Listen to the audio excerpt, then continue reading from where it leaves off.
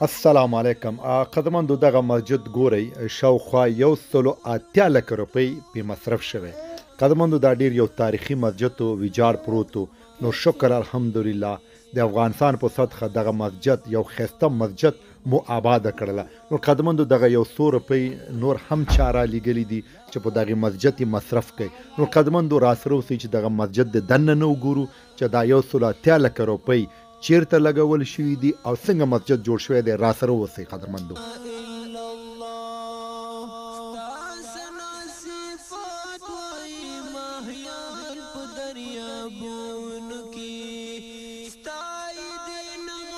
باندې مو لګول دا ګوري دغه نوې مو لګول دغه تقریبا دغه 50 متره دغه بورم والو دو ګورنه موالي دي په دې چې دغه د زرګونو کسان راځي مسکی ماشاءالله ډیر غټ جامع جماعت ده دا اول منظر دی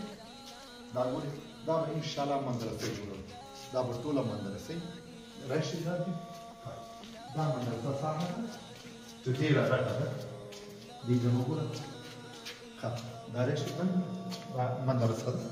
ده نن ټول او دا صرف مدرسه دا مکمل مدرسه ده راځي چې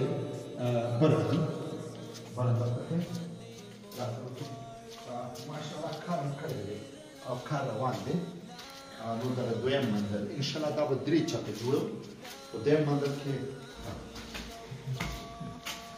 قدمندو دغه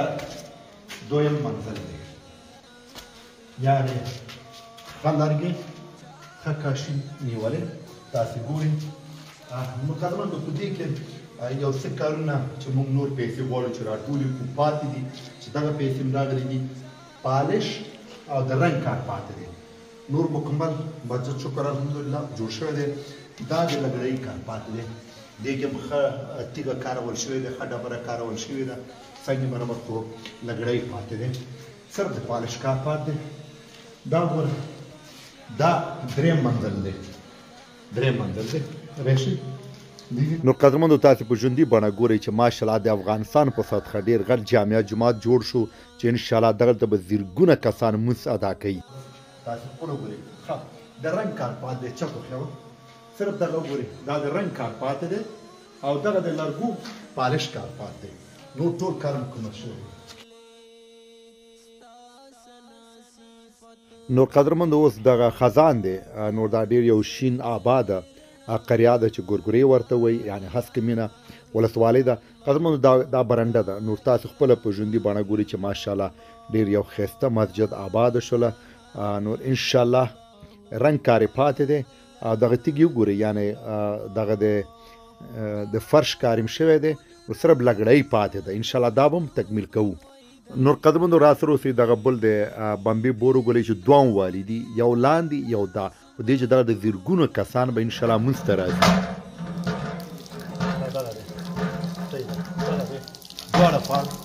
دغه بله دروازه یعنې 2-3 دروازې لري په دې چې غټ جامع جومات کې دغه بل دروازه دیوال ختم جدا کړې ده دغه ساحه هم تاسې ګورئ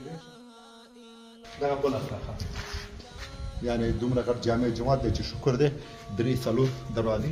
جوړ شوي دي نور ان شاء الله دننه ځو چې دننه هم موږ تاسې ګورو تاسو اوسئ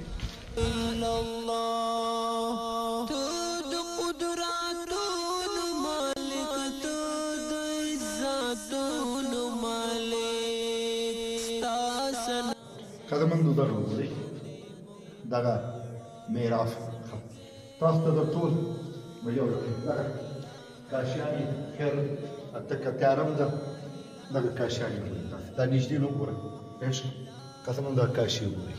یعنې ټول مسجد هم کاشي نیولی شکر الحمدلله یعنې ښایسته کاشي کارول شوی دی زموږ صرف د چی کار پاتې دغه پالش که چېرته دغه لرګی موږ پالش نه کړو دا خرابېږي صرف دغه پالش کار پاتې دی مخکې ما یادونه که دغه د چت رنګ کار پاتې دی دغه نور هم شکر الحمدلله بهترین کار مو کړی دا هم لرګی نیولی چې د دې پالش کړو ښه اشدار یې مونږ څنګه نیولي تاسو ته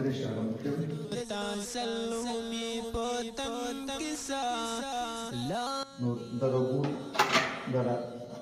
ډبل هغه کارول شوي دي دا یو دغه دوه اشدارې ډبل کارول شوي دي ګلفونه هم لګولي المارۍ کار هم شوی دی ګورې لسپیکرونه هم لګېدلي دي ټول وګورې نو دغه مسجد شکر الحمدلله تاسو وویل چې څومره یو ښایسته مسجد آباده شو بس دا ستاسو د 10 روپۍ 20 روپۍ چې اوس مطابق تاسو مرسته کړې وه نو شکر الحمدلله وبه ویو چې الله دغه جامع جومات آباده کړله ستاسو د مرستې په ذریعه اوس دغه 100 روپۍ نور راغلي دي چې دا په دې وسپارم چې دا یو څه کارونه پاتې دي هغه مخکې یوسئ راسره اوسئ